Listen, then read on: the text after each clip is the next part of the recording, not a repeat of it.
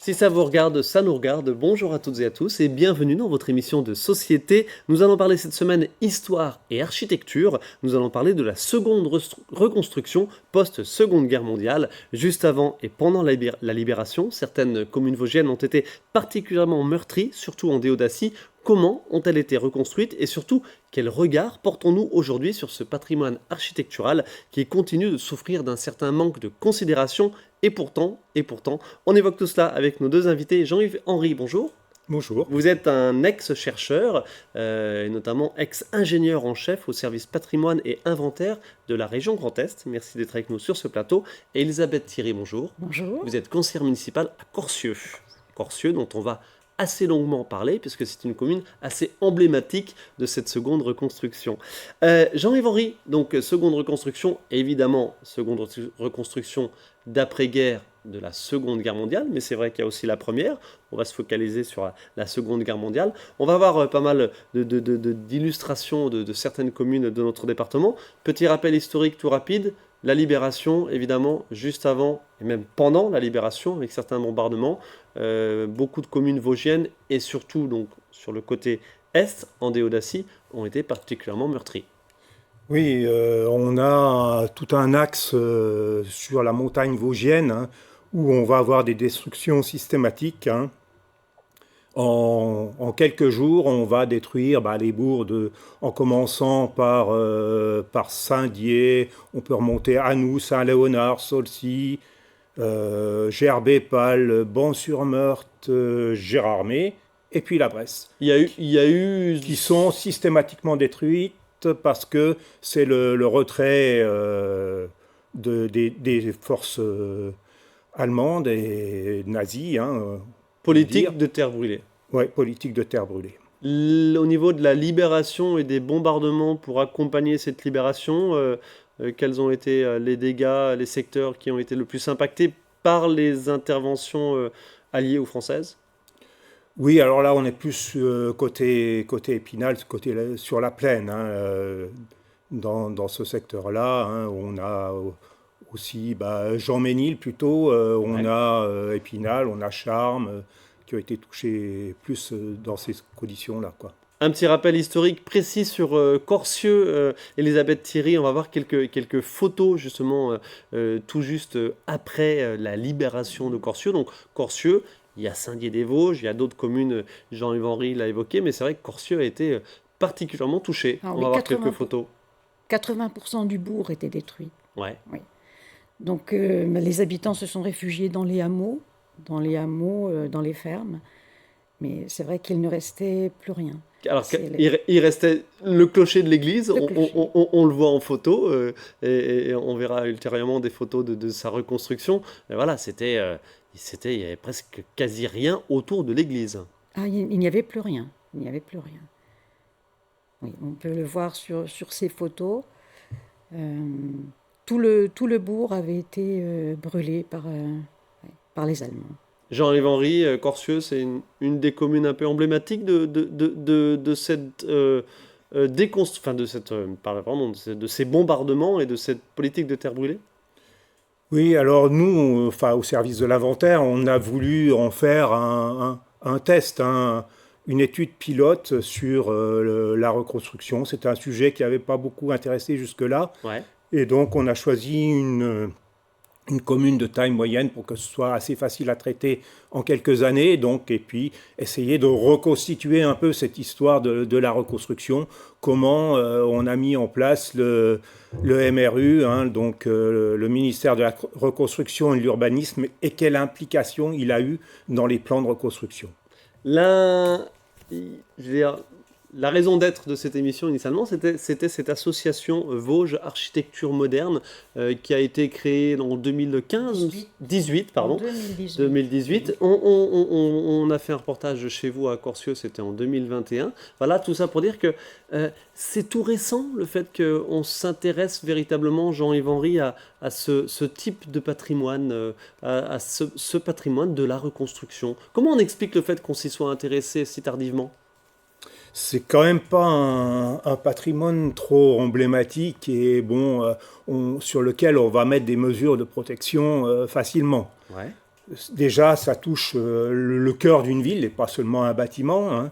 Et puis, c'est pas une architecture très artistique, dirons-nous, hein. C'est une architecture surtout fonctionnelle, hein. Il a fallu reconstruire très vite et beaucoup. Donc, les moyens mis en œuvre ont été très rationalisés. Et donc, ça laisse pas beaucoup de place à des œuvres artistiques. L'aspect artistique était un peu absent, alors selon vous.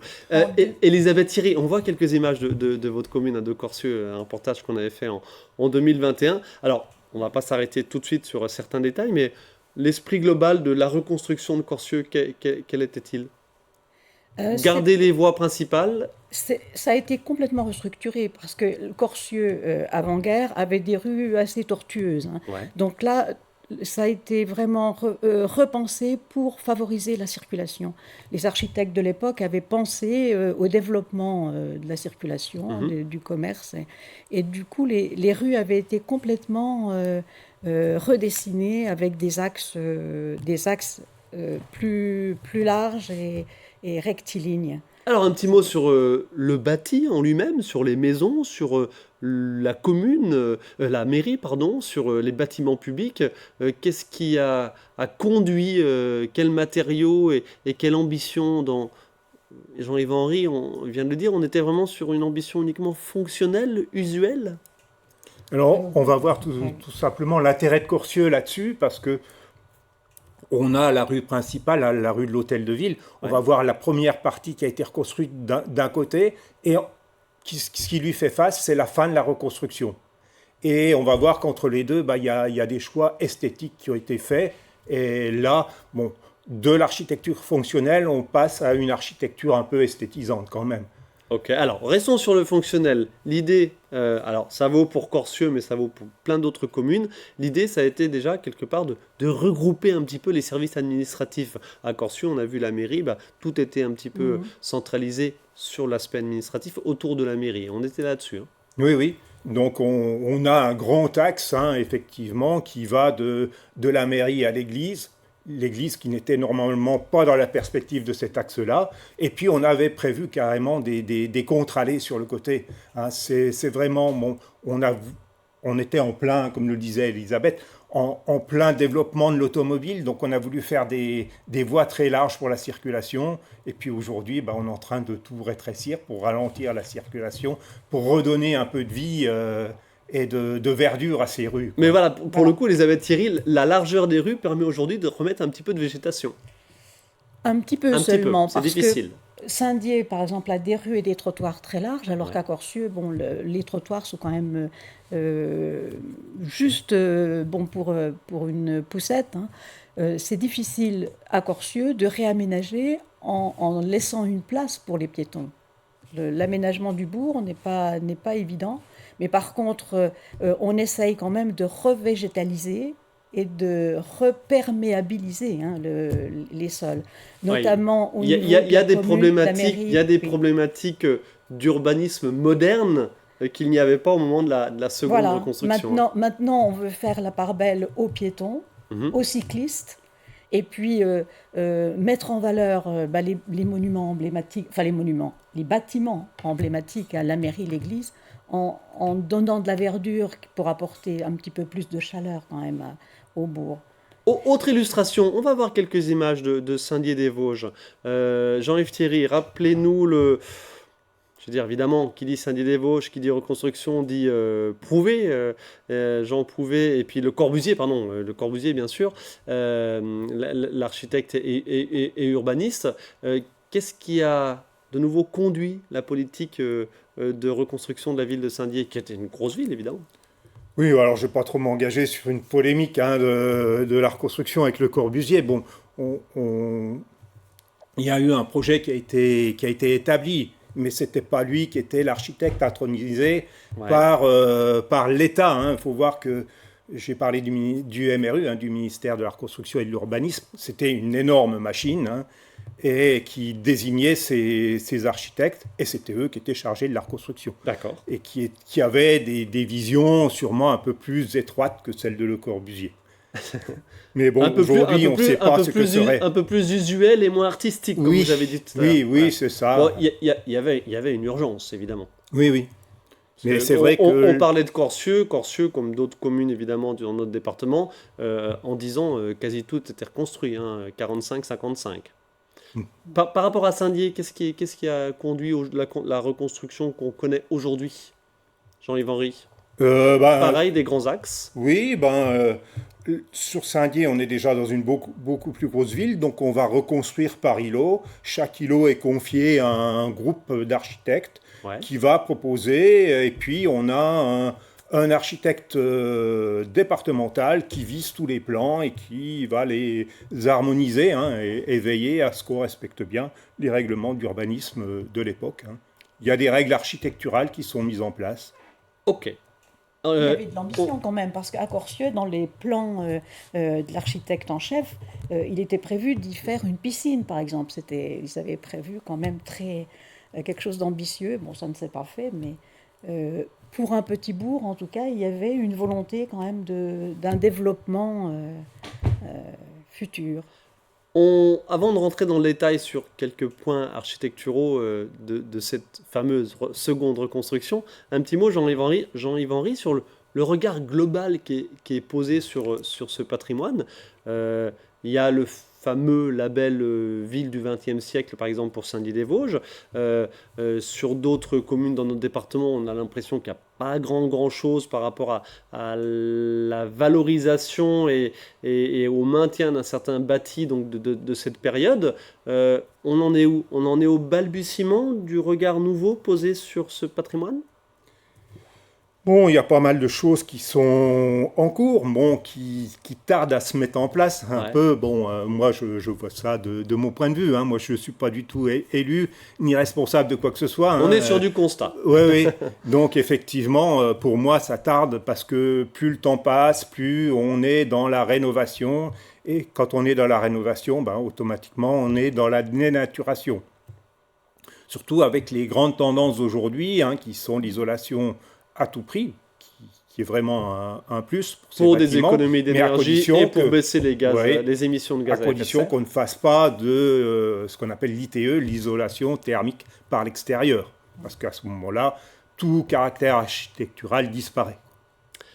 Corcieux, c'est une problématique que vous avez, ça, effectivement. Oui, ces travaux de rénovation qui cachent des choses utilisées donc, lors de cette seconde reconstruction. Oui.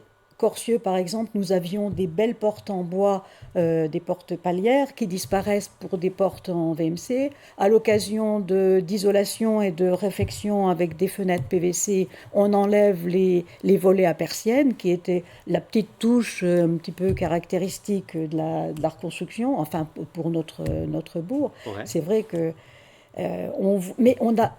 Corcieux a été labellisé patrimoine du XXe siècle. Mais il n'y a aucune contrainte au niveau de l'urbanisme, au niveau du plan local. Donc on ne peut pas obliger un particulier qui rénove de le faire en gardant les petites caractéristiques de l'architecture. Est-ce que vous appelez de vos voeux une certaine contrainte qui pourrait être imposée avec ces enjeux de rénovation énergétique et d'efficience énergétique? Disons, à Corcieux, il n'y avait pas vraiment de caractère dans nos immeubles. C'est des immeubles épurés, il n'y avait pas beaucoup de fioritures. Donc, bon, la seule chose, le regard est en train de changer sur ces immeubles sans fioriture et quelque part sur cette simplicité, on admet. Mais nous, on constate à Corcieux, en tout cas, qu'il y a plutôt une extension à la périphérie de Corcieux, avec des lotissements et des constructions qui s'étalent, parce que maintenant, les habitants veulent des maisons de plein pied, qui soient confortables. Et là, c'est un écueil pour nous, parce que on va avec une population qui vieillit, et nos immeubles de centre-ville sont des immeubles à étage. Donc, ça pose un problème Et des pour y rester. petits immeubles, quand on dit à étage, si Oui. c'est 1 à 2 étages, évidemment, mettre un ascenseur, ça coûte très très cher relativement au nombre de mètres carrés qui sont desservis par cet ascenseur. Jean-Yves Henry, qu'est-ce qu'on peut faire? Qu'est-ce qu'il est imaginable, envisageable de faire pour sauver ce patrimoine, quelque part, que l'on fait seulement, que l'on découvre seulement en ce moment, ou sur lequel on porte un regard bienveillant? Boum, ça arrive pile poil en même temps que les gros travaux de rénovation. Oui, bah c'est sûr que c'est un patrimoine un peu délicat parce qu'il est encore construit avec des techniques traditionnelles, hein. C'est un peu la charnière. On parle beaucoup du béton de la deuxième reconstruction, mais on a encore énormément de constructions en pierre et en moellon, hein, puisqu'on a réutilisé tous les restes des bâtiments détruits en premier, hein, avant d'importer de nouveaux matériaux. Donc, on a un gros problème d'isolation sur ces bâtiments-là aujourd'hui. Et puis, on l'a dit, la fonctionnalité. Et bon, chaque commune est bien embêtée pour savoir comment on va légiférer pour préserver une partie de ce patrimoine et à la fois le remettre aux normes actuelles, quoi. Quel regard, quelle expertise vous avez sur d'autres régions de France ou même des pays limitrophes où les choses ont été faites et ont été relativement bien faites, et surtout comment? Vous avez Moi, j'ai un pas, recul par rapport à ça? non, pas trop de recul, hein. Bon, c'est une problématique qui se pose dans toutes les grandes villes reconstruites, hein, et chacune essaye de trouver une solution à sa mesure, hein, mais il n'y a pas de solution idéale, quoi. On voit quelques images aériennes d'Anould, pour être très précis. Images aériennes où on voit aussi ces grandes traversées, évidemment, qui ont été redessinées, et puis cet habitat qui s'est un petit peu étalé. Le patrimoine, Elisabeth Thierry, vous avez parlé des portes, vous avez parlé des persiennes à Corcieux. Il y avait le grès, on a vu des images tout à l'heure de maisons. Le grès a été réutilisé. Voilà, si on recouvre tout ça d'isolation par l'extérieur, ce serait dommage. Oui, oui, c'est vrai. Comment faire? Mais comment faire? Ça voudrait dire... Alors, Alors, je me permets de détailler, parce que qui dit isolation pas par l'extérieur, dit isolation par l'intérieur. Ça veut dire rétrécir la surface des pièces intérieures, pièces qui étaient déjà très petites par rapport évidemment aux standards actuels, enfin aux attentes actuelles. en tout cas, pour ce qui concerne les bâtiments publics, évidemment, la commune fait travailler le CAUE, hein, le Conseil d'architecture, D'urbanisme et de d'urbanisme l'environnement. rural, voilà, qui est là pour nous aider justement dans ces opérations de rénovation et nous conseiller sur ce qu'on doit faire. Mais Ok, alors CAUE, je me permets de repréciser parce que ça a son importance. Donc, Conseil de l'architecture, de l'urbanisme et de l'environnement, CAUE des Vosges, qui aide gratuitement les particuliers. Oui, Ça, c'est c'est important. à noter. C'est toujours, je pense, un petit peu méconnu. Il y a une aide Et évidemment dans des tous les domaines, collectivités, mais le CAUE Mm. soutient aussi, Aussi bien, apporte son aussi expertise bien aux sur particuliers. l'architecture rurale que sur l'architecture de la seconde reconstruction. Ouais. Mais à partir de 2012, le parc naturel du Ballon des Vosges avait fait des enquêtes à partir d'Ammerschwiller, de la Bresse, sur le sentiment des habitants concernant l'habitat de la seconde reconstruction. Le patrimoine. Voilà, et pour les habitants, en fait, c'est pas du patrimoine. Le patrimoine, c'est ce qui est ancien. C'est pas du patrimoine, c'est un lieu de vie, un cadre de vie, mais il n'apporte pas d'importance. C'est pour ça que, suite à l'opération sur Corcieux d'inventaire là, de la reconstruction, Avec ce livre que je montre à l'antenne, Corcieux, un bourg reconstruit, ça a été un des premiers ouvrages en matière de déodacie, Du moins, autre peut-être que sur Saint-Dié-des-Vosges, mais par rapport à la reconstruction des petites villes ou des gros villages. Il y a eu une prise de conscience et la communauté d'agglomération de Saint-Dié, avec 7 communes de l'Axe qui avaient été détruites, ont constitué une association, l'association Vosges Architecture Moderne, pour justement sensibiliser, faire des recherches, enfin essayer de mettre en valeur le patrimoine de la construction. Je sais qu'à Saint-Léonard, par exemple, en 2020-21, ils ont fait une exposition, à Gerbépal aussi. On essaye de mettre en valeur ce patrimoine, mais c'est pas en tout cas un attrait touristique. Aujourd'hui, Oui, c'est ça. Aujourd'hui, C'est ça, Jean-Yves parce Henry. qu'il y a une prise de conscience petit à petit. Bon, c'est un patrimoine qui est chargé d'une histoire très, très lourde, parce que il faut s'imaginer que la reconstruction, enfin la seconde reconstruction, ça s'étale sur 10 ans. Et ça veut dire que pendant 10 ans, les gens ont vécu dans des baraquements, en bois, en attendant que leur bâtiment soit reconstruit. C'est ça c'est toute cette histoire-là, et puis c'est des centaines d'architectes qui sont arrivés dans les Vosges. De l'extérieur, De souvent. l'extérieur, des architectes parisiens, parfois des gens renommés, qui sont venus proposer leurs services pour reconstruire ces villages. Mais pour autant, comme le disait Elisabeth Thierry, l'idée aussi, c'est de tout cela, c'est aujourd'hui peut-être de redonner alors porter un regard intéressé, et redonner une certaine fierté. C'est important aussi par rapport au territoire. Oui, je pense que la fierté sur le territoire, c'est une des composantes qu'on jugeait négatives, qui serait temps aujourd'hui d'essayer de positiver un petit peu, de regarder ça avec un certain intérêt, et de voir un peu, on a quand même des bâtiments qui sont assez emblématiques de cette reconstruction. Pour ne citer, par exemple, sur Corcieux, la mairie, c'est quand même un bel ensemble. Les églises sont également très belles. Je trouve que les églises de reconstruction ont un charme particulier. Sont très novatrices. Si on prend Saint-Léonard, si on prend Saulcy-sur-Meurthe, ce sont des belles œuvres architecturales. Eh bien, écoutez, affaire à suivre, et notamment avec, je remonte ce petit fascicule, mais il y a surtout le logo de Vosges Architecture Moderne. Il y a évidemment beaucoup d'autres priorités, mais le patrimoine et l'architecture, évidemment, fait partie des choses sur lesquelles il est important de continuer de travailler. Et les élus, quelconques soient-ils, font ce qu'il faut, mais c'est à entretenir constamment. Jean-Yves Henry, je me permets de préciser et de présenter ce gros livre. Il est très lourd.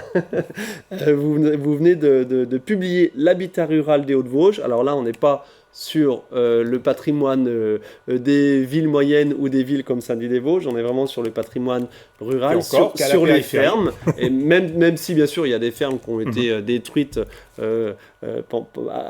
après-guerre. Mais voilà, un petit mot sur cet ouvrage dont on consacrera prochainement un reportage dans notre journal. Là, vous êtes vraiment sur les fermes. Oui, c'est les fermes, et encore sur les Hauts-de-Vosges, donc la partie en altitude du département des Vosges. Et là, c'est un travail qui s'étale sur 40 ans au service de l'inventaire général, oui.